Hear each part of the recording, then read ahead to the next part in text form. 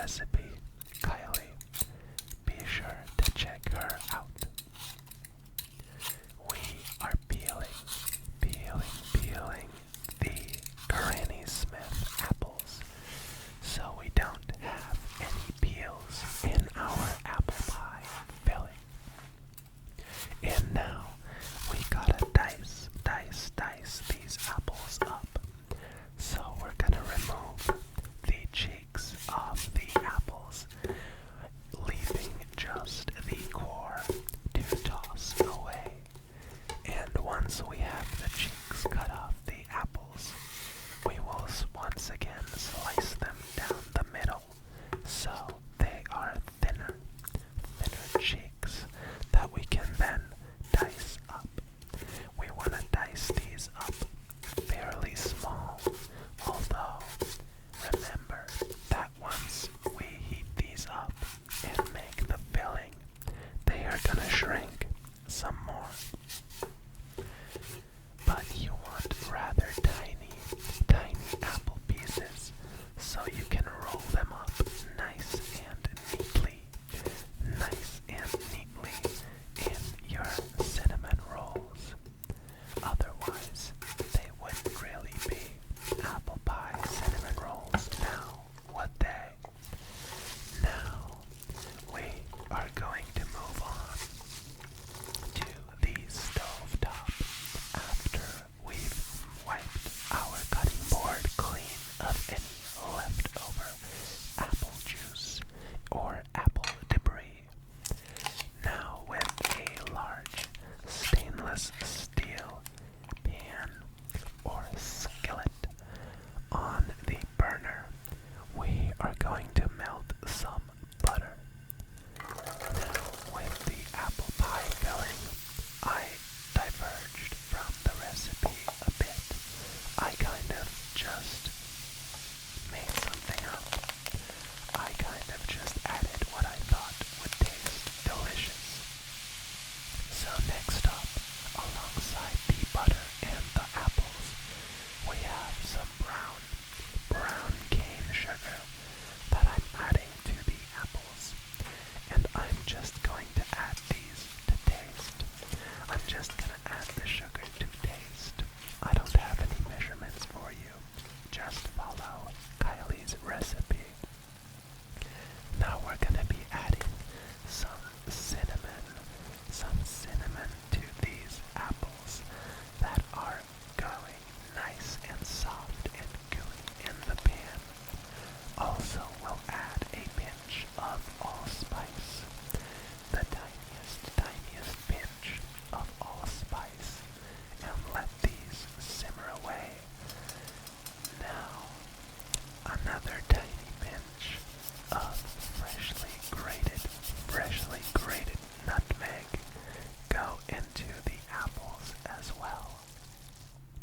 And also, please add a cornstarch slurry in the end. I figured I wouldn't need it, although Kiley's recipe clearly states I should have. And I then went back and added it later because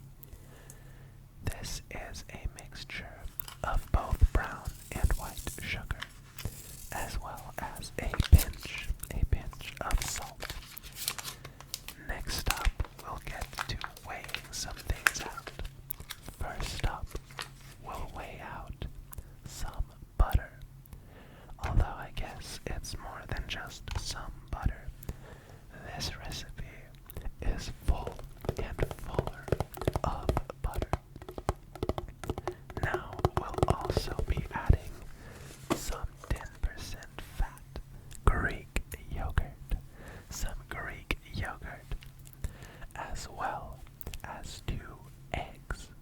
We'll be adding 2 eggs directly to the yogurt because I didn't want to dirty another bowl, and it all ends up in the dough anyway. So now just a tiny splash of vanilla extract, and with that said, let us start up the stand mixer. First pouring in the yeasty milk, then followed by the eggs, the yogurt, and the vanilla extract.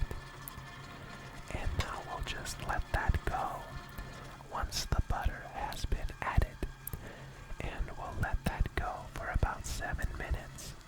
First, it's gonna look dry, but once all of the wet ingredients are incorporated, it'll start to look too wet. So I'm adding a bit more flour to the dough because it felt quite difficult to handle because it was so hydrated. Now we will scrape the dough out of the stand mixer bowl, and we're gonna give the bowl a bit of an oiling before we place the dough back in the bowl and let it ferment a bit. Let the yeast activate and do its thing.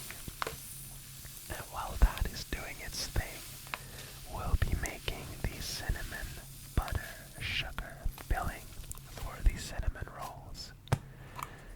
Adding brown sugar, butter, and cinnamon to a bowl. Make sure your butter is very soft. Also, we'll be adding a splash of vanilla extract as well, and giving that a good and thorough mix with this rubber spatula before we set it off to the side, because that is done. So now let us make the frosting. Let us make the cream cheese frosting with this block of cream cheese, some softened butter, although maybe heat the butter up first because I had some clumps of butter. And now a heaping amount of confectioner's sugar, some powdered sugar. That will be the base alongside the cream cheese of this delicious frosting. Now, with all of the ingredients added, we'll use a metal whisk, and mix that up until we have this beautiful soft consistency once all of the sugar has melted into the cream cheese. Moving on, we will flour our work surface and get our dough that has not almost doubled in size, not doubled in size quite yet, about 1.5 times in size. It has increased. Now we will roll that out until we have a somewhat decent rectangle. That we will now be spreading our cinnamon sugar mixture onto. Previously, when I made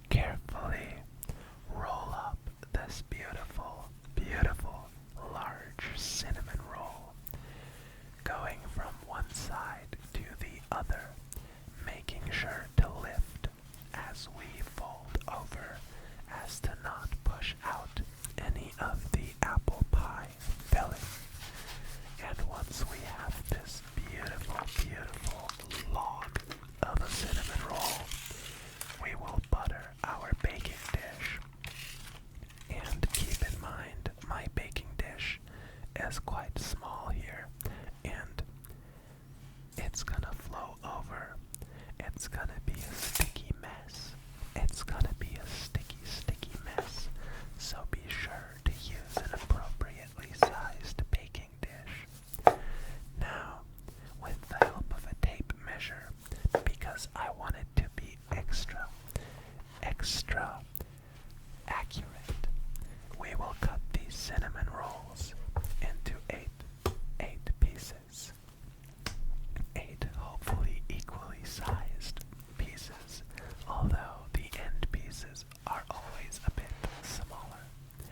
We will now smush these down a bit and let them rise. Let them proof again for about 30 minutes before placing them in the oven with some heavy cream added to them. We will add some heavy cream to the cinnamon rolls before baking to give them even more fatty, good moisture that they'll eat up in the oven. Now here you can see them baked, beautifully baked. After about 30 minutes in the oven, we will add our frosting once the cinnamon rolls have cooled down a bit. I don't know why my frosting isn't creamy and delicious looking like Kiley's, but it tasted great nonetheless. We'll now add some of the leftover apples to each of the cinnamon rolls, and we will grab ourselves a slice, one of the biggest looking slices, which we'll get out using this plastic spatula, and onto the plate it goes, spooning some more cream cheese frosting atop. Now the baking portion of the video is over and we'll move on to the eating. If you enjoyed the baking portion of the video, consider dropping a like or subscribing. Let us dig into this delicious cinnamon roll. This took forever to make.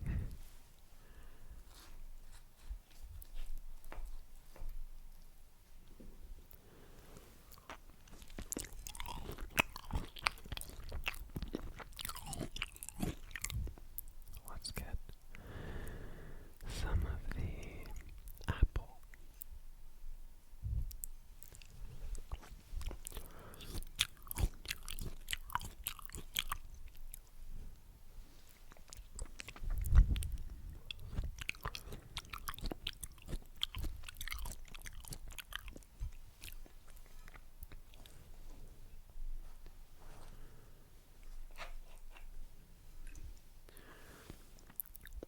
What a delicious little treat.